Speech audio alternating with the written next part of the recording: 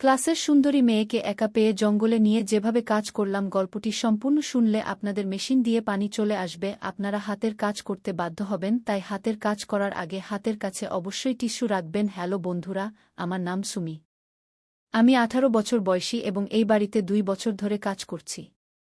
এই বাড়িতে মালকিন এবং তার ছেলে রাহুল থাকতেন। কিন্তু 8 মাস আগে মালকিনের মৃত্যু হয়েছে। আমাকে এই বাড়িতে মালকিনের সেবার জন্য নিয়োগ দেওয়া হয়েছিল। তার মৃত্যুর পর আমি ভেবেছিলাম তার ছেলে আমাকে কাজ থেকে বের করে দেবে, কিন্তু তা হয়নি। রাহুল আমাকে বলল, তুমি এখনও এখানে কাজ করতে পারো। এটা শুনে আমি খুব খুশি হয়েছিলাম, কারণ আমি গোপনে তাকে পছন্দ করি। যদিও রাহুলের মনে আমার জন্য কী অনুভূতি আছে তা আমি জানি না। আমি তাকে কয়েকবার চোখে চোখ রেখে তাকিয়ে থাকতে দেখেছি, কিন্তু তার মনে আমার জন্য কী অনুভূতি আছে তা জানি না। হ্যাঁ, আমি জানতে চাই। আমি সারাদিন তার বাড়িতেই থাকতাম। সেখানে থাকার জন্য আমার একটি ছোট ঘরও ছিল যেখানে আমি রাতে ঘুমাতাম। মালকিনের মৃত্যুর পর আমি রাহুলের কাছাকাছি থাকতে শুরু করি। আমি যুবতী হয়ে উঠেছিলাম, দেখতে খুব সুন্দর। আমার বাদামি চোখ, টানটান শরীর, প্রাকৃতিক গঠন, এসব দেখে যে কোনো ছেলের মন চঞ্চল হয়ে উঠতে পারে। আমার বাইরে কোথাও যাওয়া আসা ছিল না। আমার সামনে শুধু রাহুলই ছিল। সেও এখন 20 বছরের যুবক। আমি তাকে খুশি করার কোনো সুযোগই হাতছাড়া করতাম না। কিন্তু জানি না কেন সে আমার থেকে দূরত্ব বজায় রাখত। কথায় কথায় আমি কখনো তার হাত ধরে ফেললে সে আমার হাত ছাড়ে দিত এবং বলত, তুমি আমার থেকে দূরে থাকো। আমি ভালোবেসে তার মন জয় করতে চেয়েছিলাম, তাই তার জন্য নানা রকমের খাবারও বানাতাম। কিন্তু আমি বুঝতে পারতাম না আমার মধ্যে কোনো কমতি আছে নাকি তার মধ্যে কোনো কমতি আছে, যার কারণে সে আমাকে দূরে রাখে। সে চোরে চোরে আমাকে দেখে, কিন্তু যখন আমি কাছে যাওয়ার চেষ্টা করি সে আমাকে দূরে সরিয়ে দেয়। কিন্তু খুব শীঘ্রই আমি রাহুলের কাছে যাওয়ার সুযোগ পেয়ে গেলাম। সেই দিন সকাল থেকেই প্রবল বৃষ্টি হচ্ছিল।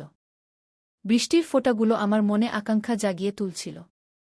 রাহুল সেদিন কাজে বাইরেও যেতে পারেনি এবং সারাদিন বাড়িতেই ছিল। ঘুমানোর সময় হলে আমি বললাম, রাহুল, আজ আমার খুব ভয় লাগছে। আজকের আবহাওয়া যেন কিয়ামত নিয়ে এসেছে। যদি তুমি খারাপ না মনে করো, তাহলে আমি কি তোমার ঘরে ঘুমাতে পারি? এটা শুনে তার চোখ বড় হয়ে গেল এবং মনে মনে কি যেন ভাবতে লাগল। মনে হচ্ছিল সে চায় আমি তার ঘরে ঘুমাই, কিন্তু বলতে পারছে না। তার এই ভাব দেখে আমি বেশ চিন্তিত হয়ে গেলাম যে রাহুল কি আমাকে দূরে রাখে কারণ আমি গরিব ঘরের মেয়ে। আমার বাবা মা মজুরি করে জীবিকা নির্বাহ করেন। আমার মা আমাকে ছোটবেলা থেকেই কাজে লাগিয়ে দিয়েছিলেন কারণ আমাদের স্কুলে পাঠানোর মতো টাকা ছিল না। আমি কোনো উদ্দেশ্য ছাড়াই জীবন কাটাচ্ছিলাম। আমি সবসময় মালকিনের বাড়িতেই থাকতাম, কখনো কখনো বাড়ির লোকদের দেখতে যেতাম। কিন্তু আমি খুব একা ছিলাম। আমার কেউ চাইছিল যে আমাকে ভালোবাসবে। সম্ভবত আমার বয়সের কারণেই এমন ছিল যে আমার জীবনে একটি ছেলে চাইছিল, এবং আমার সবচেয়ে কাছের মানুষ ছিল রাহুল। পরিণতির কথা না ভেবেই আমি তাকে বলেছিলাম, আমি তোমার ঘরে ঘুমাতে চাই। আমার মনে ছিল যে আমি আমার পুরো রাত তার বাহুতে কাটিয়ে দেব, কিন্তু তা সম্ভব ছিল না। রাহুল অনেকক্ষণ ভেবেচিন্তে বলল, ঠিক আছে, এখানেই ঘুমাও। আমি ভিতরে এসে ভাবছিলাম, আমি কোথায় ঘুমাব? নিচে বিছানা পেতে ঘুমাব নাকি তার সাথে বিছানায়? আমি রাহুলের দিকে তাকালাম।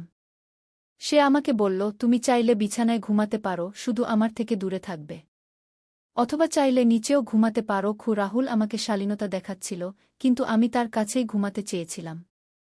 তাই আমি বিছানায় ঘুমিয়ে গেলাম। বৃষ্টির কারণে বেশ ঠান্ডা লাগছিল, উপরে ফ্যানও চলছিল। রাহুল একটি চাদর জড়িয়ে পাশে ঘুমিয়ে গেল। আমি ঠান্ডায় কাঁপতে লাগলাম এবং হঠাৎ কোনো ভেবেচিন্তে না করেই রাহুলের চাদরের নিচে চলে গেলাম এবং অপেক্ষা করতে লাগলাম যে রাহুল কি করে। কিন্তু সে তার জায়গা থেকে নড়ছেও না। হঠাৎ আমি জড়িয়ে ধরে তার হাত ধরে ফেললাম এবং বললাম, রাহুল, আমার খুব ঠান্ডা লাগছে। এতটুকু বলে আমি তার উপরে চড়ে বসলাম। আমাকে এই অবস্থায় দেখে তার চোখ বড় হয়ে গেল, কিন্তু তার শ্বাস দ্রুত হতে লাগল। হবে না কেন? আমি একজন যুবতী এবং অত্যন্ত সুন্দরী মেয়ে, যারা তার এত কাছাকাছি। আমি বললাম, আমি আর থাকতে পারছি না রাহুল, আমি খুব একা। তুমি দয়া করে আজ রাতে আমার একাকিত্ব দূর করে দাও। আমি তার একদম কাছে চলে গেলাম এবং তার ঠোঁটে চুমু দিতে লাগলাম। এখন সেও বিহ্বল হয়ে পড়েছিল, কিন্তু তার মুখে আমি ভয় দেখতে পাচ্ছিলাম। আমি তার শার্টের বোতাম খুলতে লাগলাম, কিন্তু সে আমাকে থামিয়ে দিল এবং বলল, সুমি, দয়া করে এমন করো না। আমি লালচে চোখে তার দিকে তাকিয়ে জিজ্ঞাসা করলাম, কেন?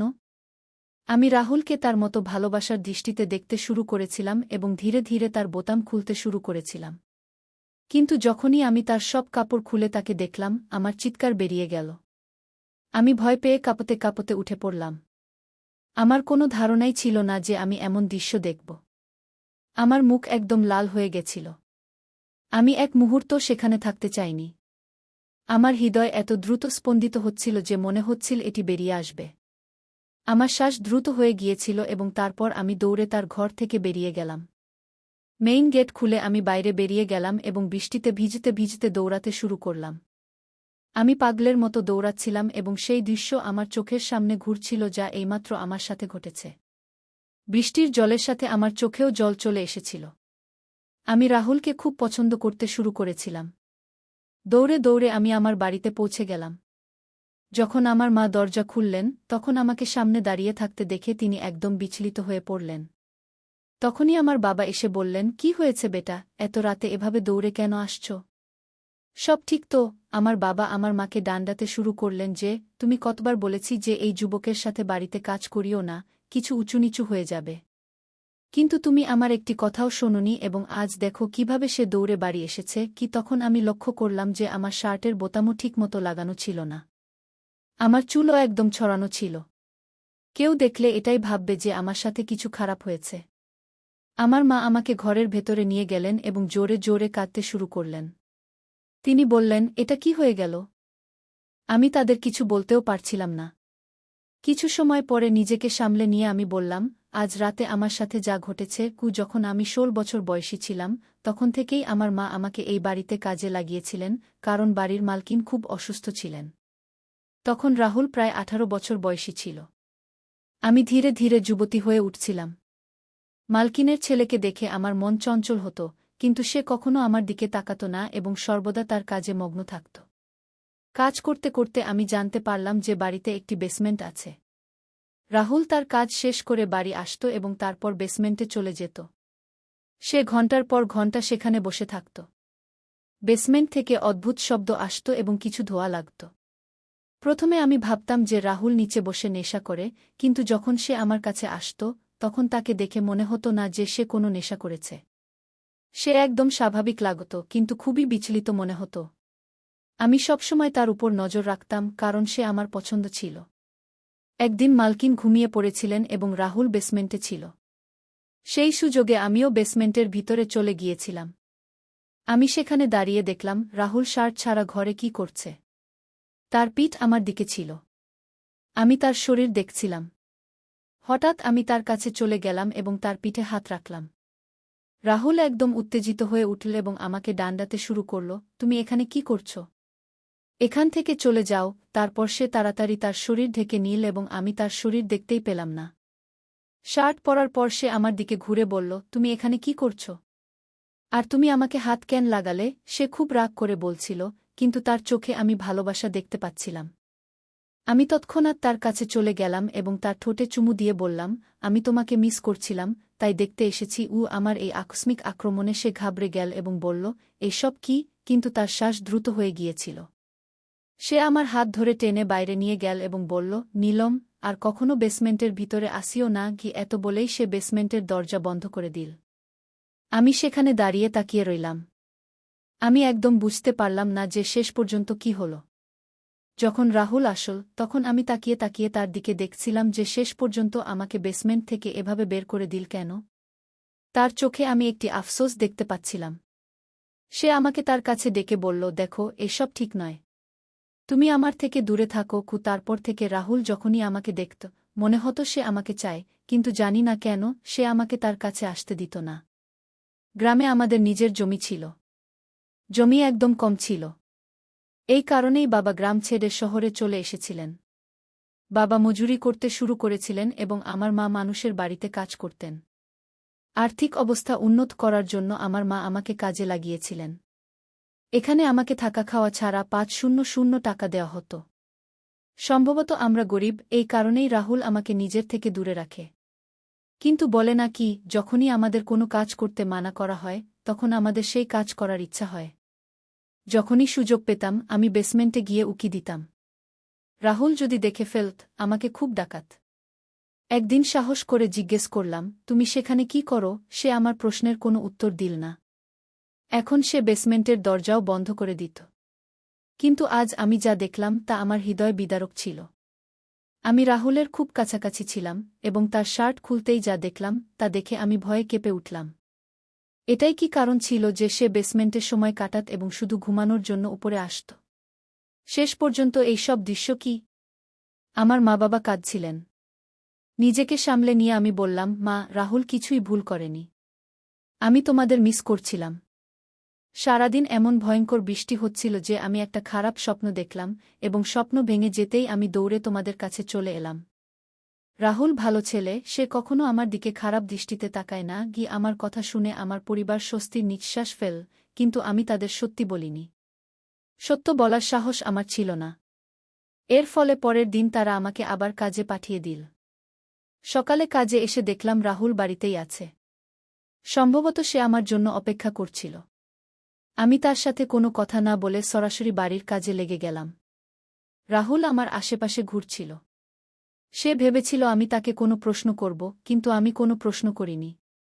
আমি তার প্রতি ঘৃণা বোধ করতে শুরু করেছিলাম। সন্ধ্যা পর্যন্ত সে আমার পিছে ঘুরতে থাকল। যখন আমার সব কাজ শেষ হয়ে গেল, হঠাৎ সে আমার হাত ধরে ফেলল।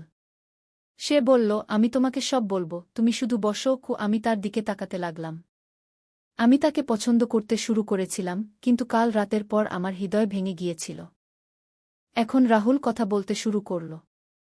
সে বলল, যখন আমি 16 বছরের ছিলাম তখন ভুল সঙ্গতিতে পড়ে গিয়েছিলাম। বন্ধুর সাথে ভুল জায়গায় যেতে শুরু করেছিলাম এবং সেখানে মহিলাদের সাথে রাত কাটাতাম। আমার বাবা ছিল না, আর মা খুব অসুস্থ থাকতেন, তাই আমাকে থামানোর কেউ ছিল না। যৌবনের জোশে বিভিন্ন মেয়েদের সাথে সম্পর্ক করতাম। আমার ক্লাসে একটি মেয়ে ছিল যে খুব সুন্দর ছিল। আমি আর আমার বন্ধু তাকেই পেতে চাইতাম এবং আমাদের সুযোগও হয়ে গিয়েছিল। আমরা তাকে জোর করে ধরে নিয়ে গিয়েছিলাম এবং একটি ঝুপড়িতে নিয়ে এসেছিলাম। আমরা সবাই মিলে পালা করে তার সাথে ভুল কাজ করেছিলাম। সে খুব কেঁদেছিল, কাকুতিমিনতি করেছিল যে তাকে ছাড়ে দিই, কিন্তু আমরা দয়া করিনি। আমরা তার কিছু অশ্লীল ভিডিও বানিয়েছিলাম এবং বলেছিলাম যে যদি কাউকে বলে তাহলে এই ভিডিও সবাইকে দেখিয়ে দেব। কাঁদতে কাঁদতে সেই মেয়ে আমাকে অভিশাপ দিয়েছিল যে ঈশ্বর তোমাকে এমন শাস্তি দেবেন যা তুমি ভাবতেও পারবে না। আমরা তার কথা হেসে উড়িয়ে দিয়েছিলাম, কিন্তু যখন বাড়ি ফিরলাম আমার পেটের চামড়ায় খুব জ্বালা শুরু হল। আমি ভেজা কাপড় দিয়ে পেট ঢেকে রেখেছিলাম। জানি না চামড়া এত জ্বলছিল কেন। আমি সেই জ্বালায় ছটফট করছিলাম এবং কয়েক ঘন্টার মধ্যে আমার পেটে বড় বড় দানা বেরিয়ে এল। আমি ডাক্তারের কাছে গিয়েছিলাম, কিন্তু দানা খুব বড় হয়ে গিয়েছিল। ডাক্তার ওষুধ দিয়েছিলেন, কিন্তু তা কাজ করছিল না। দানা ফুলতে থাকল এবং আমার পেট এত নোংরা হয়ে গেল যে এখন আমি কোনো মেয়ের কাছেও যাওয়ার যোগ্য ছিলাম না। আমার অবস্থা এত খারাপ হয়ে গিয়েছিল যে কোনো মেয়ে দেখলে ভয় পালাত, এবং তার ব্যথা আমার আলাদা ছিল। যখন তুমি এখানে কাজ করতে এলি, আমি মনে মনে তোমাকে চাইতে শুরু করেছিলাম, কিন্তু জানতাম যে একদিন না একদিন তুমি আমার শার্ট খুলবে, আর সেই দানা দেখে তুমিও ভয় পালাবে, যেমন অন্য মেয়েরা করত। আর কাল রাতেই তা হল। আমি এর টোটকা করছি যে এটি ঠিক হয়ে যায়, কারণ ডাক্তারের চিকিৎসা করতে পারেননি। আর এই কারণে আমি বেসমেন্টে যেতাম। আমি একজন তান্ত্রিকের কাছে এর চিকিৎসা করাচ্ছি এবং এখন ধীরে ধীরে কিছুটা ঠিকও হচ্ছে। তান্ত্রিক বাবা বলেছেন যে এগুলো সম্পূর্ণ ঠিক হতে আরও 6 মাস লাগবে। তার এইসব কথা শুনে আমি একদম হতবাক হয়ে গিয়েছিলাম। আমি রাহুলকে ভালো ছেলে ভাবতাম, কিন্তু সে তার জীবনে এত ভুল কাজ করেছে। রাহুল বলল, আমি আজও সেই মেয়েটির খোঁজ করছি যে আমাকে অভিশাপ দিয়েছিল। আমি তার পায়ে পড়ে ক্ষমা চাইতে চাই। আমি জানি সে আমাকে কখনো ক্ষমা করবে না, কিন্তু অন্তত আমার হৃদয়ের বোঝা কিছুটা হালকা হবে। আমি তাকে অনেক খুঁজেছি, কিন্তু সম্ভবত সে মেয়ে শহর ছেড়ে চলে গেছে। প্রায় 6 মাস পর ধীরে ধীরে রাহুল এই চিকিৎসায় সম্পূর্ণ সুস্থ হয়ে গেল। আমি এতে রাহুলের অনেক সাহায্য করেছিলাম, এবং তারপর রাহুল আমার হাত ধরে বলল, আমি আমার জীবনে যে সব ভুল করেছি তা শুধরে নিতে চাই। আমি তোমাকে বিয়ে করতে চাই যাতে তোমার জীবনও সুন্দর হয় এবং আমিও তোমার সাথে সুখে শান্তিতে জীবন কাটাতে পারি। সে আমার বাবা মায়ের কাছে আমার হাত চেয়ে নিয়েছিল এবং তারাও খুশি মনে আমাকে তার হাতে তুলে দিতে রাজি হয়ে গিয়েছিল। রাহুল সম্পূর্ণ সুস্থ হয়ে উঠেছিল এবং সে তার শিক্ষা নিয়েছিল যে মেয়েদের সম্মান করা উচিত, তাদের সাথে জোরজবরদস্তি করা উচিত নয়। আমরা একটি শব্দ সমাজে বাস করি এবং আমাদের একসাথে মিলেমিশে থাকা উচিত। আমাদের বিয়ের পর আমরা দুজনে মিলে সেই মেয়েটিকে খুঁজে বের করলাম এবং তার সাথে দেখা করে আমরা ক্ষমা চাইলাম। রাহুল তার কাছে ক্ষমা চাওয়ার পর তার মন কিছুটা হালকা হয়ে গেল। বন্ধুরা, আমাদের এই গল্পটি কেমন লাগলো অবশ্যই আপনারা কমেন্ট করে জানাবেন।